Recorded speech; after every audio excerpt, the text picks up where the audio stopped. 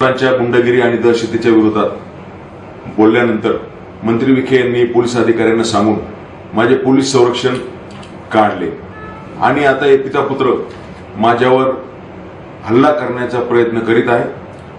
त्यांच्या लोणी गावाजवळील चंद्रपूर या गावामध्ये कीर्तनाचा कार्यक्रम होता आणि आमच्या पिपाडा परिवाराच्या वतीने महाप्रसादाची पंगत होती। मी माझी पत्नी ममता पिपाडा व कुटुंबियासमेत त्या ठिकाणी गेलो आणि महिला कीर्तनकारांचं कीर्तन त्या ठिकाणी चालू असताना विखेंनी पाठवलेले गुंड माझ्या अंगावर धावत आले। माझ्या नावाचा उल्लेख करीत ते धावत आले। ते सर्व पाहून कीर्तनकार आणि बाकीचे ग्रामस्थ अवाक झाले आणि त्या ठिकाणी उपस्थित असलेल्या ग्रामस्थांनी आणि गोगरेताईंनी मध्यस्थी केली। इतक्या खालच्या पातळीवरचं राजकारण लोकांना अजिबात आवडत नाही आणि म्हणून आमच्या शिर्डी मतदारसंघामध्ये त्यांच्या अशा वागण्यामुळे, खालच्या पातळीवरच्या वागण्यामुळे लोकांमध्ये त्यांच्याविषयी प्रचंड संतापाची भावना त्या ठिकाणी आहे। विखे नावाचा विंचू जिल्ह्यातील भारतीय जनता पक्षाच्या सर्व नेत्यांना डसलेला आहे आणि तो विंचू महादेवाच्या पिंडीवर जाऊन बसलेला आहे। भारतीय जनता पक्षाच्या नेत्यांची आणि कार्यकर्त्यांची अवस्था अशी झाली की विंचूला चप्पल मारायची तर ती महादेवाला लागते।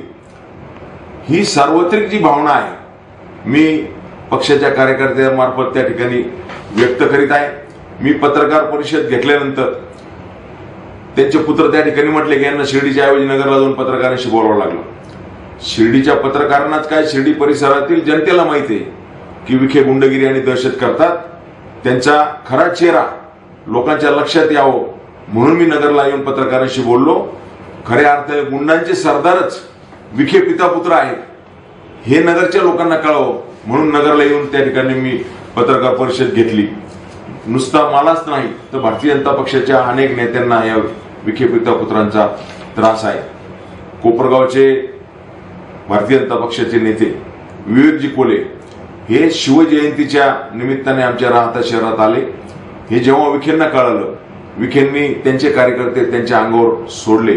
छत्रपती शिवाजी महाराजांच्या पुतळ्याला हार घालण्यासाठी ते आले तर नगरपालिकेच्या लोकांना सूचना दिली की लिफ्टची चावी त्या ठिकाणी देऊ नका आणि त्यांच्या विरोधात अत्यंत आक्षेपार्ह अशा घोषणा विवेकजी कोले यांच्या विरोधात देण्यात आल्या। घोषणा देणारे जे त्यांचे कार्यकर्ते होते ते काय अवस्थेत होते त्याचा व्हिडिओ सगळ्या शिर्डी मतदारसंघातील जनतेने त्या ठिकाणी पाहिला। वास्तविक छत्रपती शिवाजी महाराजांच्या पुतळ्याला हार घालायला काय विखेंच्या परवानगीची गरज नाही।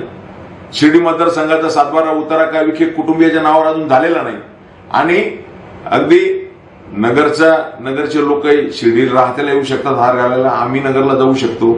त्यामुळे छत्रपती शिवाजी महाराजांच्या पुतळ्याला हार घालायला विरोध करणं हे आमच्या शिर्डी मतदारसंघातील लोकांना अजिबात आवडलेलं नाही आणि असे अनेक प्रकार आहेत। माझ्या पत्नी नगराध्यक्ष ममता पिपाडा यांच्या काळात झालेली जी विकास कामे आहेत त्याच्या ज्या कोनशिला आहेत त्या सुद्धा त्यांना आवडल्या नाही आणि विखेंनी त्यांच्या कार्यकर्त्यांना सांगून त्या कोनशिला तोडायला लावल्या।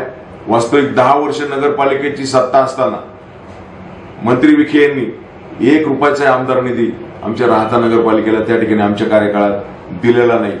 पण तुम्ही एकीकडे कोनशिला तोडता परंतु आम्ही केलेली विकास कामे लोकांच्या हृदयातून तुम्ही त्या ठिकाणी पुसू शकत नाही आणि म्हणून शिर्डी मतदारसंघामध्ये 4-4 पिढ्यांपासून विखेंच्या कुटुंबाचं राज्य आहे परंतु विकास मात्र कुठलाच झालेला नाही। बेरोजगारांच्या फौजा त्या ठिकाणी हाताला काम नाही म्हणून मोकळे तरुण त्या ठिकाणी फिरत आहे। तरुणांची लग्न, त्यांना नोकऱ्या नाही, त्यांना कोणी मुली देत नाही अशी अवस्था आमच्या शिर्डी मतदारसंघामध्ये आहे। फक्त विखेंनी ग्रामीण दहशतवाद मात्र पोचलेला आहे। जिल्हा बँक त्यांच्याकडे, गावची सोसायटी त्यांच्याकडे, ग्रामपंचायत ती त्यांच्याकडे, बाजार समिती त्यांच्याकडे, सर्व सत्ता अगदी आमदारकी असेल, खासदारकी असेल, मंत्रीपद असेल, सर्व सत्ता त्यांच्याकडे आहे आणि या सत्तेच्या माध्यमातून सर्वसामान्य माणसाला धमकवायचं, सर्वसामान्य लोकांना त्रास द्यायचा, त्यानंतर लोकांना गुलाम बनवण्याचं काम या पिता पुत्रांनी वर्षानुवर्षे त्या ठिकाणी चालू ठेवलेलं आहे।